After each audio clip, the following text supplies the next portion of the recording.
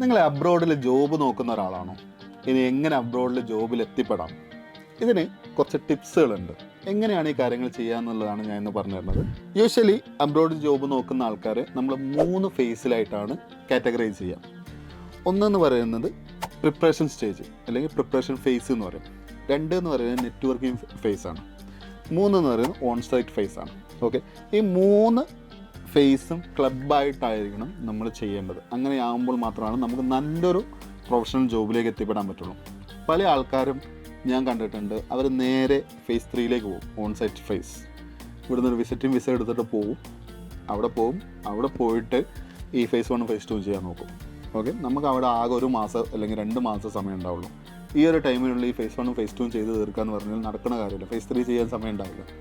അങ്ങനെ at the end frustrated ആയിട്ട് ഏതെങ്കിലും ഒരു ജോബിൽ, ലൈക്ക് ഒരു സൂപ്പർ മാർക്കറ്റിൽ സെയിൽസ്മാനായിട്ട് പോലും പ്രൊഫഷണൽ ജോബ് പഠിച്ചിട്ടുള്ള ഒരാൾ ജോബ് ചെയ്ത് ഞാൻ കണ്ടിട്ടുണ്ട്. സോ ഇതെങ്ങനെ ഓവർകം ചെയ്യാം, എങ്ങനെ ആയിരിക്കണം നമ്മൾ ഈ ഒരു അബ്രോഡ് ജോബിലേക്ക്, സെക്യൂർഡ് ആയിട്ടുള്ള അബ്രോഡ് ജോബിലേക്ക് എത്തിപ്പെടുക, അതിൻ്റെ കുറച്ച് കാര്യങ്ങളാണ് ഞാൻ പറയുന്നത്. ഫസ്റ്റ് ഓഫ് ഓൾ നമ്മളുടെ പ്രിപ്പറേഷൻ ഫേസാണ്. പ്രിപ്പറേഷൻ ഫേസിൽ നമ്മൾ 2 കാര്യങ്ങളാണ് മെയിനായിട്ട് പ്രിപ്പയർ ചെയ്യേണ്ടത്. ഒന്ന് ടെക്നിക്കൽ നോളജ്, 2 എന്ന് പറയുന്നത് പ്രൊഫഷണൽ അറ്റയർ അല്ലെങ്കിൽ പ്രൊഫഷണൽ സ്കിൽസ്. ഓക്കെ, ഈ 2 കാര്യങ്ങൾ നമ്മൾ പ്രോപ്പറായിട്ട് പെർഫോം ചെയ്തേ പറ്റുള്ളൂ. ടെക്നിക്കൽ നോളജ് നിങ്ങൾക്ക് മിഡിൽ ഈസ്റ്റിൽ ചെയ്യുന്ന ഡിഫറെൻറ്റ് കോഴ്സുകളുണ്ട്, മിഡിൽ ഈസ്റ്റിൽ പ്രൊജക്റ്റുകൾ ചെയ്യുന്ന കോഴ്സുകളുണ്ട്, അത് നിങ്ങൾക്ക് എടുക്കാവുന്നതാണ്. ആൻഡ് നിങ്ങൾക്ക് ലിങ്ക്ഡിൽ നല്ല നെറ്റ്വർക്ക് ഉണ്ടെങ്കിൽ ഫ്രീ ആയിട്ട് സം ജോബ്സ് അല്ലെങ്കിൽ അപ്സ്കെയിൽ ചെയ്യാൻ മിഡിൽ ഈസ്റ്റിൽ വർക്ക് ചെയ്യുന്ന നിങ്ങളുടെ കൊളീഗ്സിനോടോ അല്ലെങ്കിൽ നിങ്ങളുടെ അലുമിനി മെമ്പേഴ്സിനോടോ അല്ലെങ്കിൽ നിങ്ങളുടെ കൂടെ വർക്ക് ചെയ്ത ആൾക്കാർ മിഡിൽ ഈസ്റ്റ് വർക്ക് ചെയ്യുന്നുണ്ടെങ്കിൽ അവരെടുത്തോ അല്ലെങ്കിൽ സീനിയർ ആയിട്ടുള്ള ആൾക്കാർ ലിങ്ക്ഡിൽ നെറ്റ്വർക്ക് ബിൽഡ് ചെയ്തിട്ടോ നിങ്ങൾക്ക് ചോദിക്കാവുന്നതാണ്. അത് നിങ്ങൾ ഹെൽപ്പ് ചെയ്യും. അങ്ങനെ നിങ്ങൾ മിഡിൽ ഈസ്റ്റിലുള്ള ടെക്നിക്കാലിറ്റിയും ടെക്നിക്കൽ സ്കിൽസും നിങ്ങൾ ഡെവലപ്പ് ചെയ്തെടുക്കുക. ആൻഡ് നിങ്ങളുടെ CV, നിങ്ങളുടെ ലിങ്ക്ഡിൻ പ്രൊഫൈൽ, നിങ്ങളുടെ ഇൻ്റർവ്യൂ സ്കിൽസ് നിങ്ങൾ ഇമ്പ്രൂവ് ചെയ്യുക. അവിടെയാണ് നിങ്ങളൊരു പ്രൊഫഷണൽ സ്കിൽസ് നിങ്ങൾ ഡെവലപ്പ് ചെയ്യണത്. നമ്മളെ നാട്ടിൽ പല ആൾക്കാരും സംസാരിക്കുന്നത് പോലെ ഒരു മിഡിൽ ഈസ്റ്റിൽ പോയിട്ട് ഒരു അബ്രോഡിൽ ഒരു ഫോറിനറായിട്ടുള്ള ഒരാൾക്ക് ഇൻ്റർവ്യൂവിൽ പെർഫോം ചെയ്ത് കഴിഞ്ഞാൽ of course they will reject you. നാട്ടിൽ പലയിടത്തും ഞാൻ കണ്ടിട്ടുണ്ട് ഇമോഷണൽ അറ്റാച്ച്മെൻറ്റിൽ ജോബ് കൊടുക്കുന്ന ആൾക്കാർ.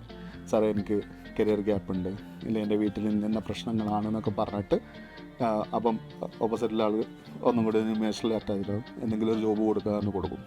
പക്ഷെ മിഡിൽ ഈസ്റ്റിൽ അങ്ങനെയല്ല. നിങ്ങൾക്കൊരു വിസ കിട്ടണം, വിസേനുള്ള കമ്പനീസിന് എക്സ്പെൻസ് ഉണ്ട്, നിങ്ങൾ അവിടെ എത്തിച്ചു കഴിഞ്ഞാൽ നിങ്ങൾ വർക്ക് ചെയ്യണം, ആ വർക്ക് ചെയ്യുമ്പോൾ നിങ്ങൾക്കൊരു സാലറി തരണം. ഇവിടെയുള്ള 15,000 പോലെയല്ല, അവിടെ ലക്ഷങ്ങളാണ് നിങ്ങൾക്ക് സാലറി കിട്ടുക.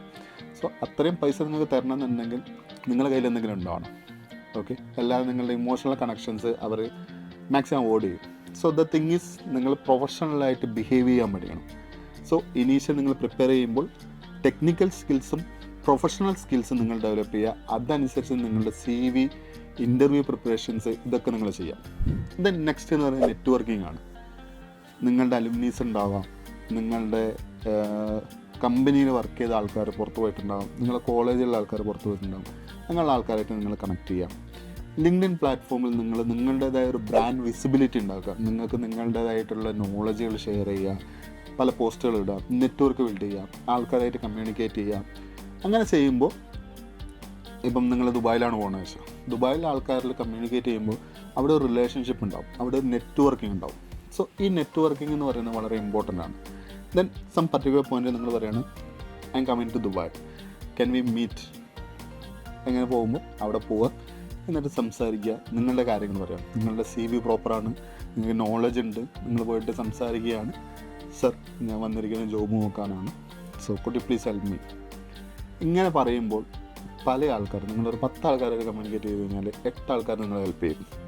ഇങ്ങനെ ഹെൽപ്പ് ചെയ്യുമ്പോഴാണ് നിങ്ങൾക്ക് പറ്റിയൊരു ജോബ് കിട്ടുള്ളൂ. ഓക്കെ, പല ആൾക്കാർ ഇപ്പം ഞാൻ കണ്ടുള്ള ട്രെൻഡാണ് ഫേസ് 3യിൽ നേരെ പോവും, ഓൺ സൈറ്റിൽ പോയിട്ടാണ് CV പ്രിപ്പയർ ചെയ്യുന്നതും അതുപോലെ തന്നെ ഇൻ്റർവ്യൂവിന് പ്രിപ്പയർ ചെയ്യുന്നതും നെറ്റ്വർക്ക് ബിൽഡ് ചെയ്യുന്നതും. സോ ദ തിങ് ഈസ്, ഇത് ഫേസ് 3യിൽ ചെയ്യുമ്പോൾ, ഫേസ് 3 എന്ന് പറഞ്ഞാൽ നിങ്ങൾ വിസിറ്റിംഗ് വിസ എടുത്ത് പോകുന്ന ആൾക്കാരാണ്. ടൈം ലിമിറ്റഡ് ആകുമ്പോൾ നിങ്ങൾക്ക് എന്താണ് ഇതൊക്കെ കൂടി ചെയ്യാൻ പറ്റില്ല. ഓക്കെ, സോ ഫേസ് 1 ഫേസ് 2 നാട്ടിൽ നിന്ന് തന്നെ ചെയ്തിട്ട് ഫേസ് 3യിലേക്ക് പോവുക. അങ്ങനെ ആകുമ്പോൾ നിങ്ങൾക്ക് ഇഷ്ടംപോലെ ജോബ് കിട്ടും. ഇന്ന് ഞാൻ പറയാൻ കാരണം എന്ന് വെച്ച് കഴിഞ്ഞാൽ എൻ്റെ പേഴ്സണൽ എക്സ്പീരിയൻസിൽ നമ്മളുടെ സ്റ്റുഡൻസ് ആയിട്ടുള്ള അൽഫ, സാം, അസ്ലം, അങ്ങനെ ഒരുപാട് കുട്ടികളുണ്ട്. ഇതുപോലെ ഈ ഫേസ് 1, ഫേസ് 2, ഫേസ് 3 ചെയ്തിട്ട് അവിടെ പോയിട്ട് മൾട്ടിപ്പിൾ ജോബ് ഓഫർ ലെറ്റർ അവരുടെ കയ്യിൽ കിട്ടിയിട്ടുണ്ട്. എന്നിട്ട് അവർക്ക് ചൂസ് ചെയ്യാൻ പറ്റിയിട്ടുണ്ട് ഏത് ജോബിലേക്ക് പോകാമെന്നുള്ളത്. സോ അങ്ങനെ ചെയ്യുന്ന ആൾക്കാരാണ് പ്രൊഫഷണലായിട്ട് ഒരു ഗ്രോത്ത് ഉണ്ടാവുള്ളൂ, അവർക്കൊന്ന് റിലാക്സ്ഡ് ആയിട്ട് കാര്യങ്ങൾ നടത്താൻ പറ്റുള്ളൂ, കരിയർ ഡെവലപ്പ് ചെയ്യാൻ പറ്റുള്ളൂ. ഒരു ഫ്രസ്ട്രേറ്റഡ് ആയിട്ടൊരു സ്റ്റോർ കീപ്പറായിട്ടുള്ള ഒരാൾ പിന്നെ എങ്ങനെയാണ് ബാക്ക് ടു ട്രാക്കിലേക്ക് എത്തുക? It's very difficult, right? അവിടെ വീണ്ടും ഫ്രസ്ട്രേറ്റഡ് ആവുകയാണ്.